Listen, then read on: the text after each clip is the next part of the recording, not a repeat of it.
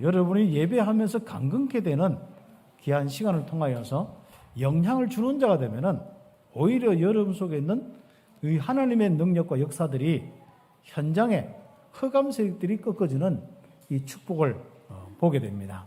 우리가 정말 이제는 이 나물질 성공 중심으로 안 살아도 될 만큼 바로 실제로 영향을 주고 오히려 하나님의 역사를 보는 이런 축복을 받아야 됩니다. 그러면 굉장한 이런 응답들이 오게 되어 있습니다. 우리 성도들이 바로 하나님의 이 복음의 비밀을 가지고 이제부터 70 현장으로 영향 주는 이 생각을 가지고 좀 응답받는 축복이 있으면 좋겠습니다. 그래서 우리는 24시 하나님께 예배하는 삶을 살아야 됩니다. 예배의 가장 중요한 것은 하나님을 인정하고 하나님을 경외하고 하나님 앞에 다 엎드리는 거고 하나님의 기중한 이 받은 은혜를 그대로 고백하는 겁니다. 그런데 오늘 성경의 본문에 있는 이 내용들은 하나님을 인정하지 않는 사람들이 의식만 가지고 자꾸 행하는 거예요. 이스라엘 백성들이 하나님 안 믿고 나물질 성공 중심으로 살면서 결국은 그마저도 뭡니까? 우상 숭배 쪽으로 가버리는 거예요. 결국은 나중에 전도자가 어떻게 바뀌느냐? 도둑놈으로 바뀌는 거 쉽게 가지고. 이런 현장 가운데 이사야가 말씀을 하는 겁니다. 특히 이사야가 유다 왕 우시야, 요담, 아하스, 히스기야 이때 가장 어려운 시기입니다. 남쪽에 유다와 예루살렘 성읍이 남아있는데 그것마저도 지금 약해져서 아무 역할을 못하는 거예요. 그 동네는 관원들과 모든 지도자들이 타락을 할 대로 타락해버린 거예요.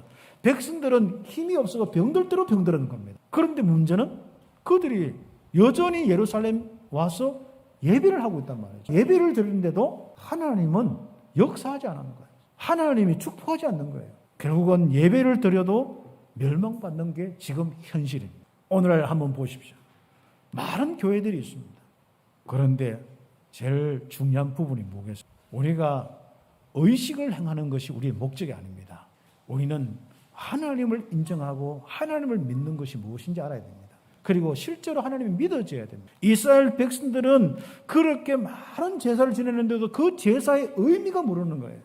여러분이 오늘 이 시간에 예배가 무엇인지 오늘 그 답을 얻어야만 예배 드리면서 오는 하나님의 은혜와 하나님의 역사, 말씀의 성취가 여러분의 현장에서 확인되는 거예요. 그래서 우리가 강건해지는 겁니다. 이사야서는 북쪽 이스라엘 이미 망하고 남쪽도 위태할 그때 이제 바벨론이 막 일어나서 힘을 쓰려고 할 때 주어진 이 메시지입니다. 결국은 뭡니까? 복음 회복하라. 이스라엘도 빨리 회개해라. 그러면은 너희를 통하여서 전 세계를 구원하리라. 이게 이사야의 메시지입니다. 너희를 통하여서 하나님 나라를 이루리라. 이게 이사야의 뒷부분에 아주 중요하게 강력하게 나오는 부분들입니다. 구원의 날이 임하겠다. 하나님의 그 영광이 회복되는 그 날이 임하겠다. 이 땅에 흑암과 모든 저주 어둠은 떠나가고 하나님의 빛이 비추어서 하나님의 영광이 임하도록 하겠다. 그것이 이사야서의 아주 중요한 부분들입니다. 이사야서 보면은 앞부분에 이스라엘의 심판, 그 말은 무슨 말이죠? 회개하고 이제는 새롭게 구원의 길을 열겠다는 게 초점입니다. 이스라엘부터 바로 구원받도록 복음을 주겠다. 그게 앞부분입니다.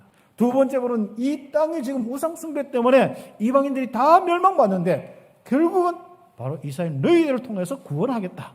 빼앗긴 모든 것을 너희들이 먼저 회복하고 바로 이 땅을 회복하겠다.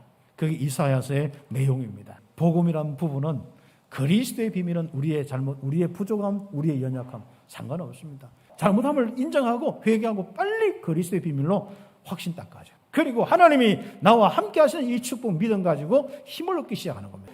이 땅의 구원의 일에 쓰임받는 거예요. 그리고 이사야 이 메시지는 한마디로 이스라엘 자신부터 회복시키는 거예요.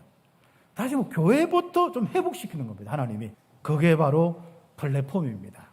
하나님의 보좌의 힘을 가진 나의 영적 세계를 알고 영적 상태를 바꾸는 작업. 그 당시에 영적인 지도자뿐 아니라 관원들, 세상 지도자들, 중직자들 모조리가 지금 뭐합니까? 복음 없이 지금 하나님 안 믿고 겉으로 예배하면서 뒤로는 하나님 없는 삶을 살아가는 거예요. 그래서 하나님 있는 삶을 회복하는 것이 영적 상태를 바꾸는 겁니다. 내 자녀와 내 후대를 놓고 정말 가정의 이 모든 부분을 살리고 내 가정 가문을 살린다면은 하나님이 다 여러분을요 그때부터 쓰시는 거예요. 그걸 보고 플랫폼이라고 합니다. 여러분으로 인하여서 모든 땅이 하나님 앞에 엎드리기를 예수 여러분 축복합니다. 그 다음에 시대의 파수꾼으로 이제는 현장 세계를 누려야 될 이스라엘 백성인데 그 사명을 다 놓쳐버린 겁니다. 하나님이 이스라엘을 다 먼저 부르신 이유가 뭡니까? 너희를 통해서 열방이 지금 다 하나님을 알도록 하는 게 하나님 목적이란 말이죠. 이게 파수꾼의 역할입니다. 그래서 우리는 24 기도의 축복 원래 회복하잖아요. 이제는 조금 나를 통하여서 내 가정에 뭔가 구심점이 딱 들었을 때 이 파수 망대가 딱 세워져요. 여러분의 24시 와서 도움받을 수 있고 또 여러분의 24시 그들을 살릴 수 있는 이런 축복까지 다 응답받는 정말 복음 때문에 여러분 인생 자체는 행복해야 됩니다.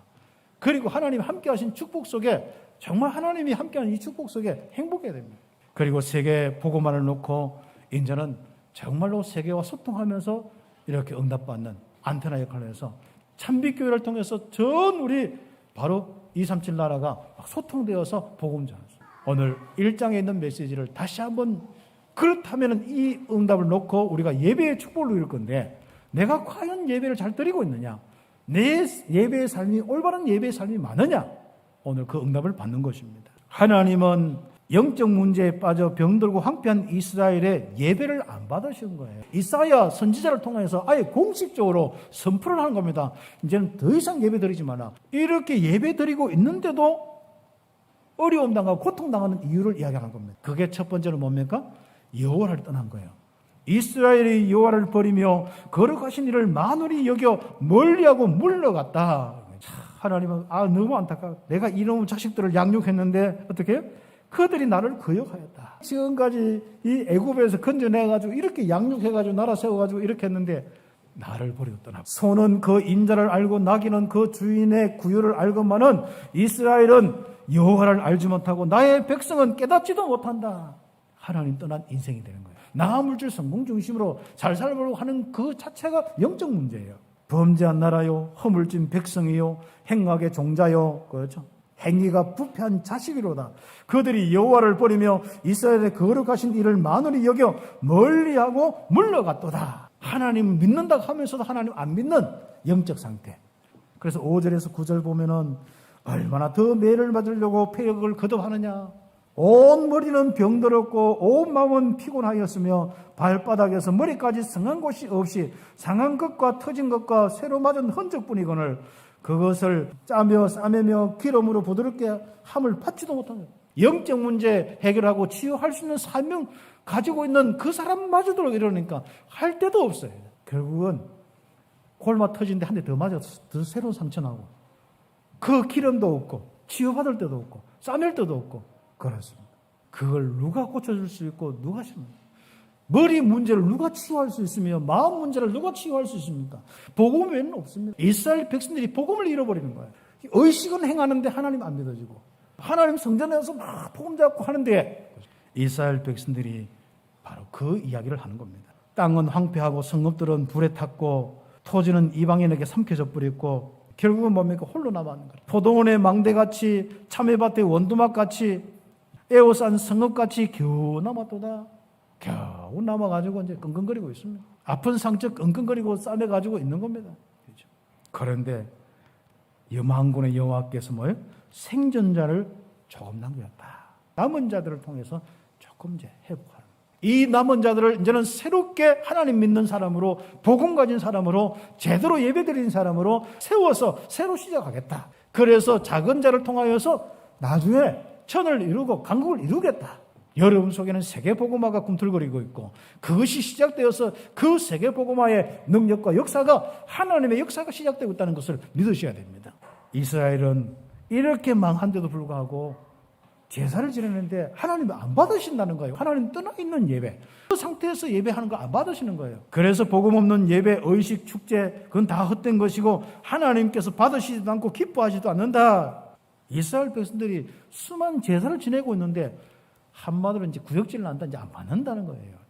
앞에서는 하나님 가는데 뒤에서는 하나님이 없는 거예요. 그 문제, 그 예배를 이야기하는 겁니다. 하나님 없어서 완전 악행을 저지르고 있는 겁니다. 큰 두 번째로 죄악으로 가득한 성읍 이것을 의의 성읍과 신실한 고을로 만들겠다. 이스라엘부터 먼저 회복시키겠다. 정리하여서 복음 가지고 하나님 믿는 사람들을 일으켜서 새로 시작하겠다. 그게 내용의 아주 중요한 부분들입니다. 빨리 하나님 믿는 사람답게 빨리 회복해라. 이제는 하나님 중심으로 살아서 하나님의 은혜와 능력 속에서 다른 사람 살리는 사람 되라.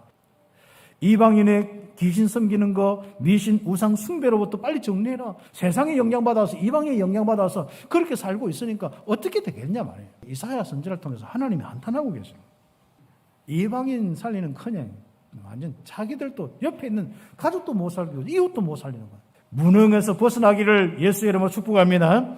이스라엘은 어렵고 힘든 자들을 도와줘야 되는데 도와줄 수 없는 나약한 자가 되어버렸습니다. 그래서 교회가 빨리 이거 회복해야 돼. 이스라엘이 이거 회복해라. 하나님의 음성이 돼요.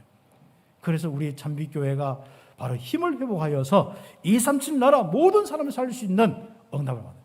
이스라엘은 하나님 없는 세상, 죄악의 도시, 사단의 도시가 되어버렸어요. 신실하던 성읍이 뭐가 됐습니까? 창기가 가득하네.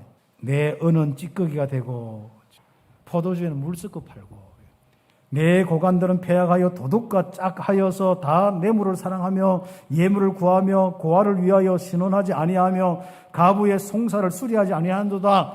돈 받고 그렇지 않습니까? 정의와 공의로 구속함을 받아서 이제는 진짜 이제 의의 성읍과 신실한 고을로 회복시키게 그 하나님의 계획이 여태 선포되는 거예요. 이런 현장을 두고 하나님은 새롭게 시작하겠다. 마무리 메시지로 이런 이스라엘을 하나님이 해결하겠다. 이렇게 엄청난 죄가 저주 가운데 있을지라도 눈과 같이 휘어질 것이요 진홍같이 붉을지라도 양털같이 희게 되리라. 절대 여러분 현장에서 살 때 정말 하나님 없는 사람처럼 살면 안 됩니다. 하나님 누리고 힘을 주신 가운데 많은 사람들 하나님과 함께하는 축복을 나눠주는 살리는 전도 선교의 삶을 사는 축복이 있기를 예수의 이름으로 축복합니다.